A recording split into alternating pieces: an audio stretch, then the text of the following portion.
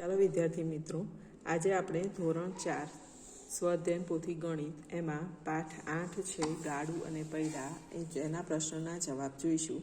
એમાં પહેલું છે નીચે આપેલા પ્રશ્નોના જવાબ હા અથવા નામાં આપો. ફૂટપટ્ટી અને પેન્સિલ દ્વારા વર્તુળ દોરી શકાય? ના. એક વર્તુળને એક કરતાં વધુ કેન્દ્ર હોઈ શકે? ના. કોઈ પણ એક વર્તુળને ફક્ત એક જ કેન્દ્ર હોય. એક વર્તુળમાં એક કરતાં વધુ ત્રિજ્યા દોરી શકાય? હા, ત્રિજ્યા ઘણી બધી હોય. એક વર્તુળની બધી ત્રિજ્યાનું માપ સરખું હોય? હા, બધી ત્રિજ્યા ગમે તેટલી દોરવામાં આવે માપ સરખું જ હોય.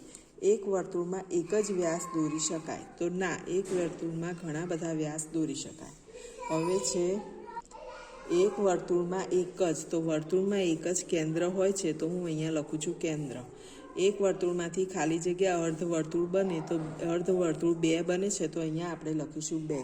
વર્તુળ પરના બધા જ બિંદુઓ ખાલી જગ્યાથી સમાન અંતરે આવેલા હોય તો એ કેન્દ્રથી સમાન અંતરે આવેલા હોય છે. હવે આ 2 નંબર પૂરો થયો. 3 નંબર જોઈએ કે નીચે આપેલી આકૃતિના આધારે જવાબ આપો. અહીંયા એક વર્તુળની આકૃતિ આપેલી છે. હવે અહીંયા છે કેન્દ્ર, તો કેન્દ્રને ઓ નામ આપ્યું છે, તો કેન્દ્રમાં હું અહીંયા લખીશ ઓ. ત્રિજ્યા, તો અહીંયા ઓ એ, ઓ ડી, ઓ ઈ, ઓ એફ, ઓ બી, ઓ સી, ઓ જી, આ બધી જ ત્રિજ્યા કહેવાય. તો અહીંયા હું લખી દઉં બધી જ ઓ એ, ઓ ડી, ઓ ઈ, પછી ઓ એફ, ઓ બી, ઓ સી અને ઓ જી, આ બધી છે વર્તુળની ત્રિજ્યા કહેવાશે. પછી વ્યાસ છે, આ સી ડી છે એ વર્તુળનો વ્યાસ છે, તો હું અહીંયા લખીશ સી ડી.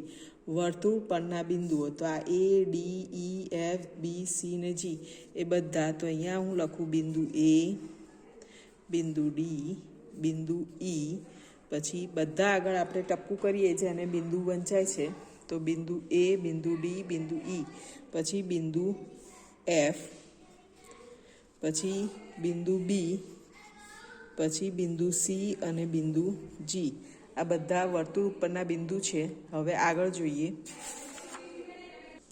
અહીંયા નીચે આપેલા વર્તુળમાંથી માંગ્યા મુજબ દોરો. આમાં વર્તુળનું કેન્દ્ર ઓ દોરવાનું છે, અહીંયા ત્રિજ્યા ઓ એ અને વ્યાસ એ બી દોરવાના છે. આ વર્તુળ છે, આ માપનું એક વર્તુળના આધારે આપણે અહીંયા એક કેન્દ્ર દોરી દઈએ છીએ. અહીંયા આગળ મેં વર્તુળમાં કેન્દ્રમાં ઓ, કેન્દ્રથી ત્રિજ્યા એ, એટલે આ ઓ એ ત્રિજ્યા દોરી છે અને એ બી એ વ્યાસ દોરેલો છે. હવે આગળનો પ્રશ્ન જોઈએ. નીચે આપેલા માપની ત્રિજ્યાના વર્તુળ દોરો. હવે આ વર્તુળ કેવી રીતે દોરવાના એ બતાવી દઉં. જો કંપાસમાં આ રીતે એક પરિકર આવે છે, એમાં આ રીતે પેન્સિલ ભરાવાની કે પેન્સિલ અને અણી બંને સરખા જ અંતરે આમ નીચે સરખી રીતે રહે એ રીતે. હવે અહીંયા આપ્યું છે 2 સેન્ટીમીટર, તો આપણે ફૂટપટ્ટી લઈ અહીંયા 0થી 2 સેન્ટીમીટર સુધી માપીશું. અહીંયા જુઓ 0, અહીંયા 0 એ રાખું છું મારું પરિકરની અણી.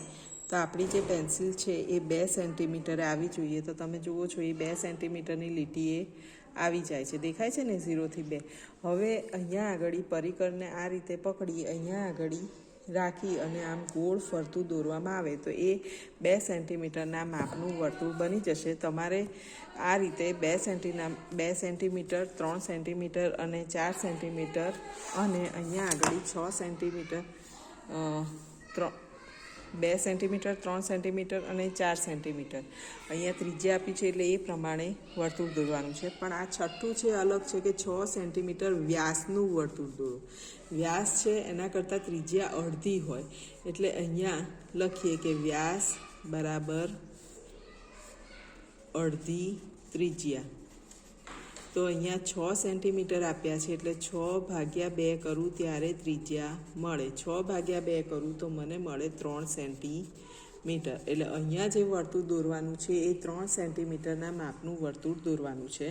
હવે નીચે એવું આપેલું છે પ્રશ્ન 7માં કે નીચે આપેલી ત્રિજ્યા પરથી વ્યાસ શોધો. અહીંયા ત્રિજ્યા આપી છે એના પરથી વ્યાસ શોધવાનું છે, તો હું એમ લખી શકું કે વ્યાસ બરાબર 2 ગુણ્યા ત્રિજ્યા.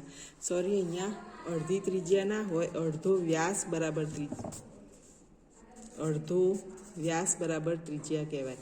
વ્યાસ આપણને 6 આપ્યું હતું, એનું અડધું કરીએ એટલે ત્રિજ્યા મળે. એટલે 6 ભાગ્યા 2 બરાબર 3 કર્યું. જો અહીંયા વ્યાસ બરાબર 2 ગુણ્યા ત્રિજ્યા એમ લખી શકાય, અથવા અડધો વ્યાસ બરાબર ત્રિજ્યા લખી શકાય. અહીંયા વ્યાસ બરાબર 2 ગુણ્યા ત્રિજ્યા લખીએ છીએ. અહીંયા ત્રિજ્યા 7 આપી છે, તો 2 ગુણ્યા 7 સેન્ટીમીટર એટલે 7 દુ ને 14 સેન્ટીમીટર એ વ્યાસ થશે. ફરી અહીંયા આગળ આપી છે 11 સેન્ટીમીટર. ફરી આપણે સૂત્ર લખીએ, વ્યાસ બરાબર 2 ગુણ્યા ત્રિજ્યા. અહીંયા 2, ત્રિજ્યા 11 સેન્ટીમીટર છે, એટલે 11 દુ ને 22 કરીએ એટલે વ્યાસ 22 સેન્ટીમીટર થશે. હવે એના પછી છે 23 મીટર. ફરી અહીંયા સૂત્ર લખીએ, વ્યાસ બરાબર 2 ગુણ્યા ત્રિજ્યા. 2 ગુણ્યા 23 સેન્ટીમીટર, 23 મીટર આપ્યું છે, તો અહીંયા આપણે મીટર લખીશું. 2 તરી 6 અને 2 દુ 4, 46 મીટર વ્યાસ થશે. હવે છે 9 મીટર. ફરી અહીંયા સૂત્ર લખીશું, વ્યાસ બરાબર 2 ગુણ્યા ત્રિજ્યા. 2 ગુણ્યા 9 મીટર, 2 9 18 મીટર એ વ્યાસ થશે. હવે આગળ જોઈએ. નીચે આપેલા વ્યાસ પરથી ત્રિજ્યા દોરો. તો હવે આપણે ત્રિજ્યા બરાબર વ્યાસ ભાગ્યા 2. હવે વ્યાસ 8 મીટર આપેલો છે, ભાગ્યા 2 કરીએ તો 8 ભાગ્યા 2 કરીએ તો 2ના કડિયામાં 8 ક્યારે આવે? 2 ચોક 8, તો એને 4 મીટર એમ કહી શકાય. હવે છે 10 સેન્ટીમીટર. તો ફરી અહીં સૂત્ર લખીએ કે ત્રિજ્યા બરાબર વ્યાસ ભાગ્યા 2. તો 10 સેન્ટીમીટર ભાગ્યા 2. 2 પંચા 10 થાય, એટલે આનો જવાબ આવશે 5 સેન્ટીમીટર. પછી છે 6 સેન્ટીમીટર. ફરી સૂત્ર લખીએ કે ત્રિજ્યા બરાબર વ્યાસ ભાગ્યા 2. તમે આ રીતે પણ લખી શકો, વ્યાસ ભાગ્યા 2. આ રીતે પણ લખશો તો પણ ચાલશે. વ્યાસ 6 સેન્ટીમીટર આપેલો છે અને ભાગ્યા 2. 2 તરી 6 થાય એટલે 3 સેન્ટીમીટર જવાબ આવશે. પછી છે 12 મીટર. તો અહીંયા આપણે સૂત્ર લખીએ, ત્રિજ્યા બરાબર વ્યાસ ભાગ્યા 2. 12 ભાગ્યા 2, 12 મીટર છે એટલે અહીં મીટર લખીશું. 2 છંગ 12 થાય એટલે 6 મીટર જવાબ આવશે. હવે નીચે આપેલ વર્તુળ પૈકી મોટા વર્તુળ સામે ખરાની નિશાની કરો. 1 મીટર ત્રિજ્યા હોય અને 5 મીટર ત્રિજ્યા હોય તો 5 મીટર મોટી કહેવાય. તો એની સામે ખરાની નિશાની કરીશું. 5 સેન્ટીમીટર વ્યાસ છે અને 3 સેન્ટીમીટર વ્યાસ છે, તો જેનો વ્યાસ મોટો હોય એ મોટું કહેવાય. તો અહીંયા આપણે ખરાની નિશાની કરીશું. 2 મીટર છે અને 50 સેન્ટીમીટર, તો 2 મીટર મોટા કહેવાય, તો ત્યાં ખરાની નિશાની કરીશું. હવે અહીંયા 60 સેન્ટીમીટર ત્રિજ્યા છે અને 2 મીટર વ્યાસ છે. તો વ્યાસ છે એ 2 મીટર છે અને એ 60 સેન્ટીમીટર કરતાં પણ મોટો છે, એટલે બંને રીતે આ જ મોટો છે ખ, એટલે ખમાં ખરાની નિશાની કરીશું. હવે આગળ જોઈએ. આપેલા વર્તુળની ત્રિજ્યાનું માપ શોધો. અહીંયા વર્તુળ આપેલું છે, એનું ત્રિજ્યાનું માપ શોધવાનું છે.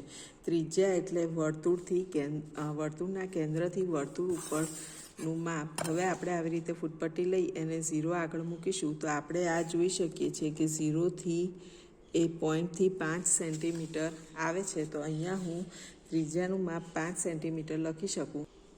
તો અહીંયા હું લખું છું 5 સેન્ટીમીટર. હવે એના પછી બીજા નંબર છે, એમાં પણ આપણે વર્તુળથી માપ જોઈ લઈએ. તો કેન્દ્રથી આપણે જોઈએ છે તો એ 2 સેન્ટીમીટરે આવે છે. તો અહીંયા આપણે અંદર લખી દઈશું ત્રિજ્યાનું માપ 2 સેન્ટીમીટર. હવે એના પછી ત્રીજું જોઈએ. ત્રીજામાં પોઈન્ટે મૂકીશું તો 1 સેન્ટીમીટર આવે છે. તો અહીંયા અંદર આપણે લખી દઈશું 1 સેન્ટીમીટર.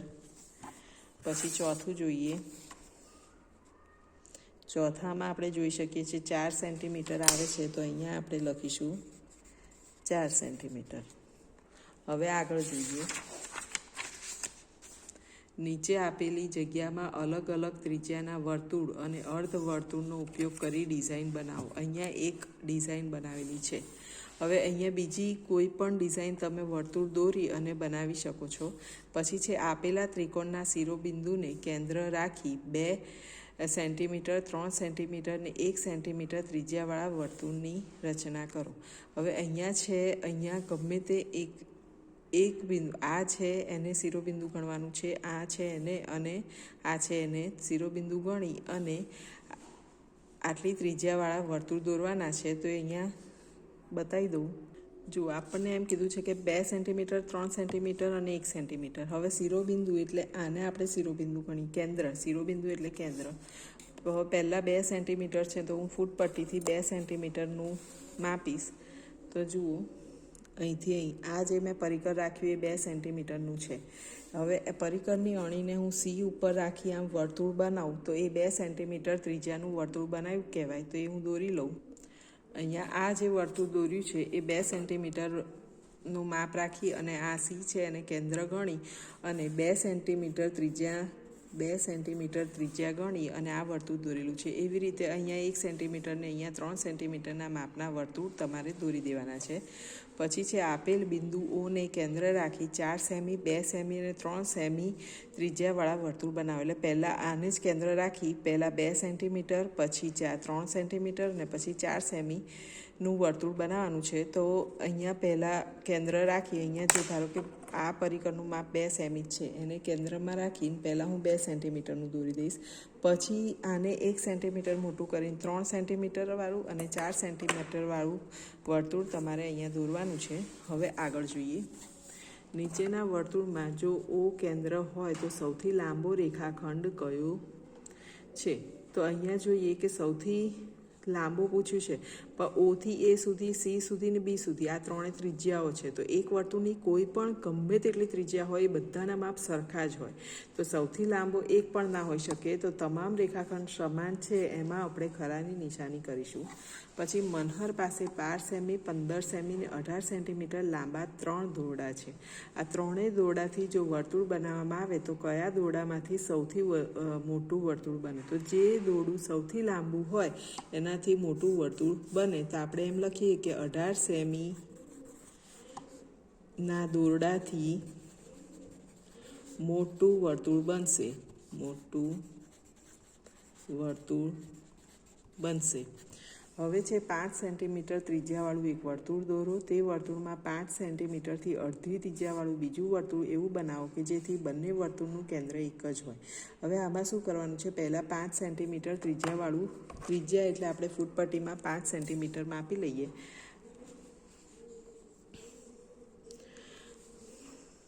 અહીંયા 0થી હજી સહેજ મોટું,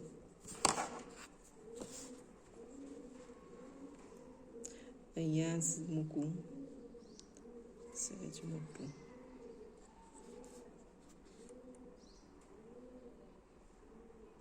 જુઓ આ 5 આવી ગયું છે. તો હવે આ જ માપ રાખી અહીંયા હું એક કેન્દ્ર બનાવું છું કે આ કેન્દ્ર છે. પહેલાં હું અહીંયાથી 5 સેન્ટીમીટર રાખી અને એક વર્તુળ દોરી લઉં. હવે આ જે વર્તુળ બન્યું એની જે ત્રિજ્યાનું માપ થશે એ 5 સેન્ટીમીટર છે. પછી બીજું આપ્યું છે કે તે વર્તુળમાં 5 સેન્ટીમીટરથી અડધી ત્રિજ્યાવાળું બીજું વર્તુળ બનાવો. હવે 5થી અડધી ગણીએ તો એ 2.5 કહેવાય. એટલે આ જ પરિકરનું માપ મારે 2.5 લાવવું પડે.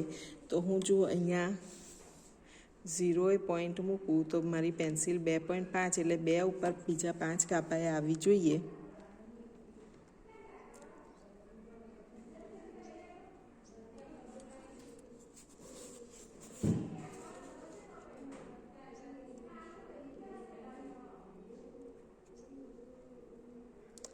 જો સહેજ મોટું થઈ જાય છે. બસ હવે આ જે માપ છે એ 2.5 કહેવાશે. હવે 2.5નું માપ રાખી આને આ જ કેન્દ્રને ગણી અહીંયાથી ફરી હું બીજું એક વર્તુળ દોરી દઉં. તો આ રીતે વર્તુળની અંદર બીજું વર્તુળ બનશે. અહીંયા હું લખું 2.5 સેન્ટીમીટર ત્રિજ્યા અને આની ત્રિજ્યા 5 સેમી ત્રિજ્યા. અથવા ત્રિજ્યા ના લખવું હોય તો અહીંથી આખી એક લીટી દોરું તો એ 5 સેમી કહેવાય અને અહીંથી આટલે સુધીની દોરું તો એ 2.5 સેન્ટીમીટર કહેવાય. હવે આગળ જોઈએ. નીચે આપેલા વર્તુળમાં ત્રિજ્યાઓ કેટલી છે અને કઈ કઈ? તો ઓ થી જેટલા અંતરે વર્તુળ ઉપર આપેલી છે એ બધી ત્રિજ્યા છે.